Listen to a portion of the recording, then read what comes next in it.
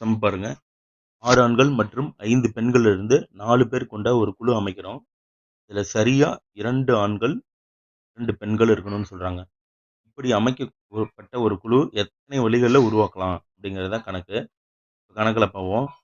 6 ஆண்களுக்கு 2 2 ஆண்கள வெளிய எடுக்கிறோமா? அதே மாரி 5 பெண்கள்ல இருந்து 2 பேர வெளிய எடுக்கிறோம். இப்ப மொத்தம் இவங்க 2 பேர் சேர்ந்து 4 பேரு ஒரு குழுவா மாறுறாங்களா? இப்ப பாருங்க, கணக்குல பாருங்க 6 ஆண்கள் மற்றும் 5 பெண்கள்னு இருக்கு. அப்ப மற்றும்னு வந்தா என்ன அர்த்தங்க? பெருக்கல்னு அர்த்தம். இப்ப ஆண்களுக்கான ஃபார்முலா படி என்ன வரும்? சேர்ப்பு விதியில 6 ஃபேக்டோரியல் டிவைடட் பை 2 ஃபேக்டோரியலா? விவரிச்சு எழுதணும்னா 6 × 5 டிவைடட் பை 2 × 1. 6 2ஆல அடிக்கலாமா? 3ஆ அடிச்சோம்னா?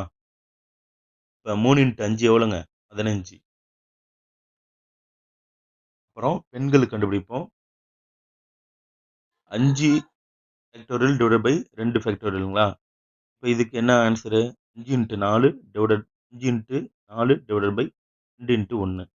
இப்ப அடிச்சோம்னா 5 × 2ன்னு வருமா? அப்ப 10. இப்ப பாருங்க, கேள்வியில நம்ம ஆரம்பத்துல என்ன சொல்லியிருந்தோம்? 6 ஆண்கள் மற்றும் 5 பெண்கள். மற்றும்னா இன்ட்டுன்னு சொன்னோமா? அப்ப 2 ஃபார்முலாவும் கண்டுபிடிச்ச ஆன்சரையும் பெருக்கணும்னா ஆன்சர் 150. இப்ப 150 வழிகள்ல இந்த குழுவ உருவாக்கலாங்கிறது தான் ஆன்சர்.